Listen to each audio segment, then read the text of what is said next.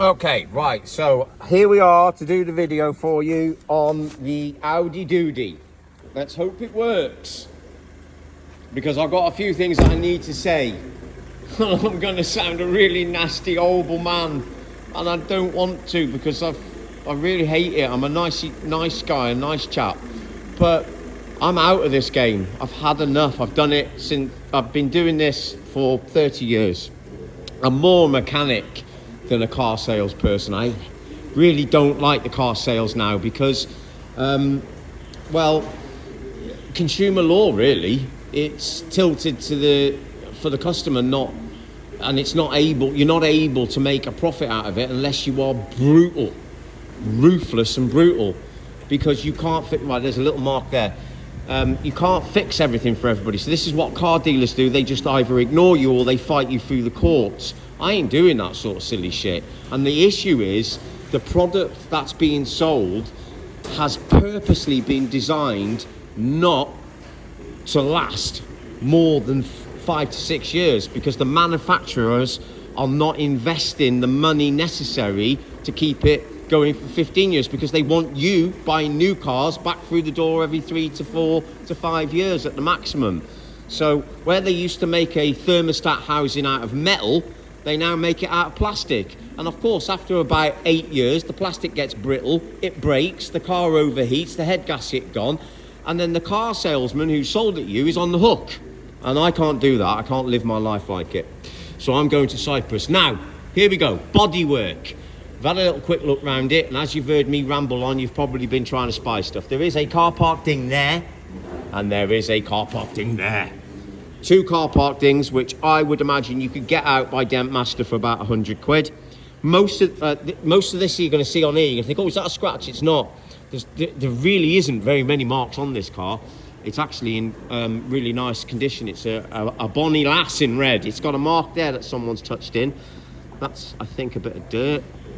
I think there's another one down here somewhere. Yep, there it is, that one there. Some light superficial scratching there. Boot, let's have a look inside. Of course, does it open? Yes, it does. There we go, here's the boot. Really nifty thing here. You can do that, makes the seat go down in the back so you can put your skis in. Got a space saver, which I tell you what, it's better than most cars. You don't even get that now. You get like a good look cam. Down this side, bodywork again, good.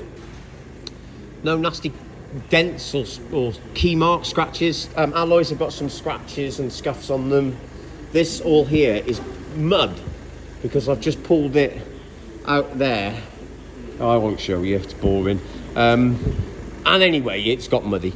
So round here, I think there's a mark on the front here somewhere. There's one there, and there's one there. Bonnet's quite clean as well for 70,000 miles. Couple of superficial stone chips on the bonnet, but no dents. Nobody's been jumping over it. It's on my ramp. This is our garage. We repair vehicles and motorbikes, and my wife MOTs and blah blah blah blah, and we do van hire. Oh, the blinking bonnet thing's on the other side. The car sales though, we're getting rid of it. We're moving to Cyprus. I will be out in Cyprus full time in about, I reckon, 4 years, but we're buying a place out there, and then we're gonna get rid of the car sales, because I can't sleep at night. If I sold you this car under the pretense of like 10 grand with a warranty and all that as a car salesperson, for the next 12 months I wouldn't sleep. I'd worry about this car breaking down, and I can't do it no more. You know, the turbo or the DPF going, or the clutch going, or the gearbox falling out or something. To me now, it sounds lovely. Bring somebody. If you don't believe me, that's fine. I don't care if you bring the RAC or the AA. I've got nothing to hide. I'm going to send it up now. You might not be able to hear me over my very high quality, quiet ramp. When they sold it to me, I said, is it quiet and quick going up? They said, oh yeah, it's one of the fastest and one of the quietest ramps going. I said, right, that's what I want then, because I really don't want a noisy ramp that takes forever to go up. Because when I'm doing videos and things, people won't be able to hear me and it takes too long. Oh, they said, this ramp's perfect for you. Got the ramp, installed it. The biggest, noisiest, pile of slowest crap I've ever owned. Anyway, that's another story. Here we go.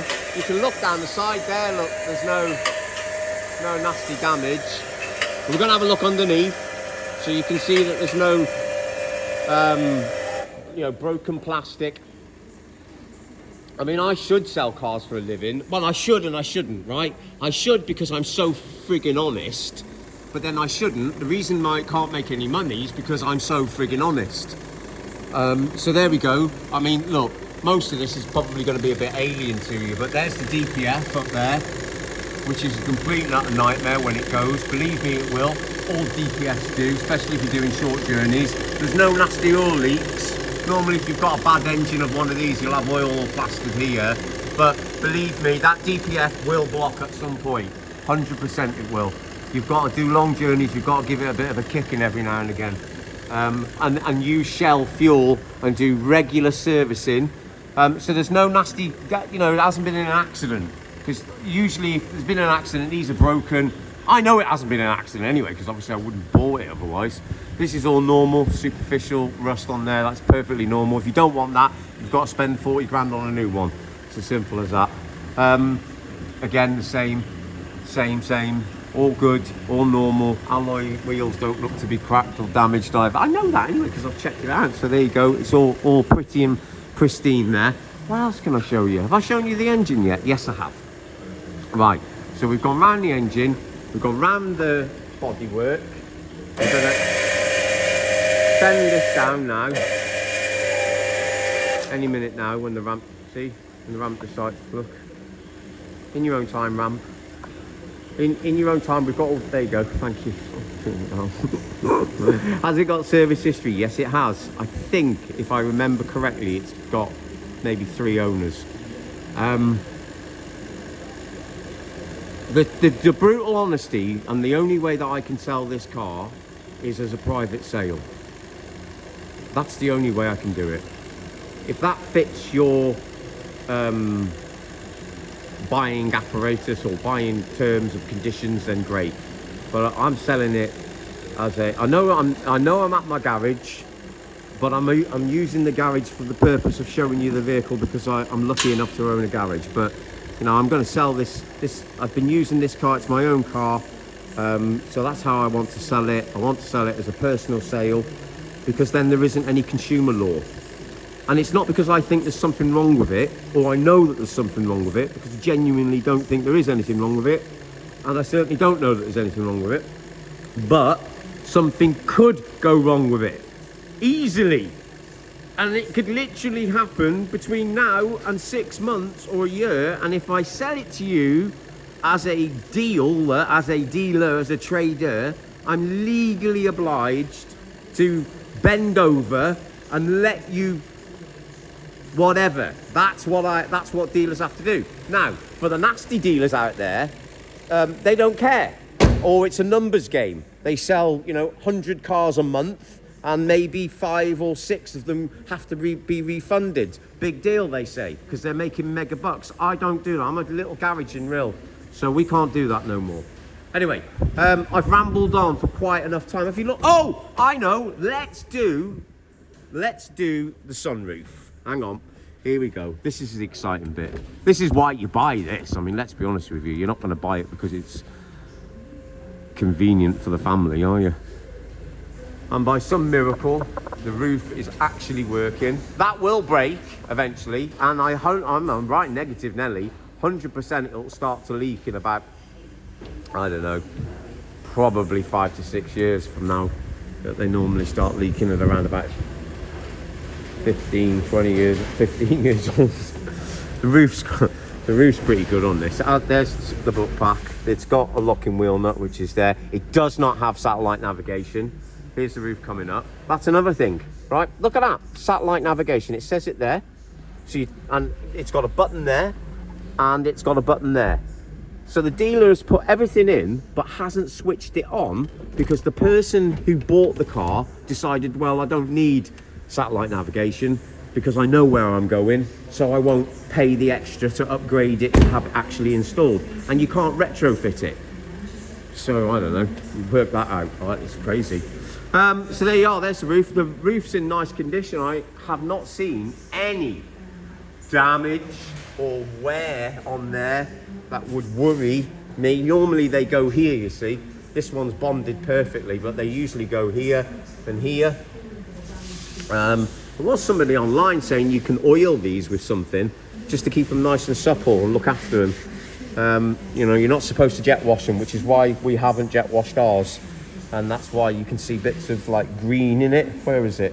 Like mold, because it's not mold, it's where the trees have got it. See that? There. So it needs scrubbing with a brush and cleaning, detailing, and we don't do detailing. Look, we mess about with fixing stuff, Harley Davidsons, and we got loads of oil in our fingers. Look at that, see, and cuts and stuff. So this is us. That's my wife there, Sarah, your lady MOT tester. That's me, and I'm going to finish now. And hopefully you get what I'm saying. And if you want it, you want it. If you don't, that's fine. There's no hard feelings.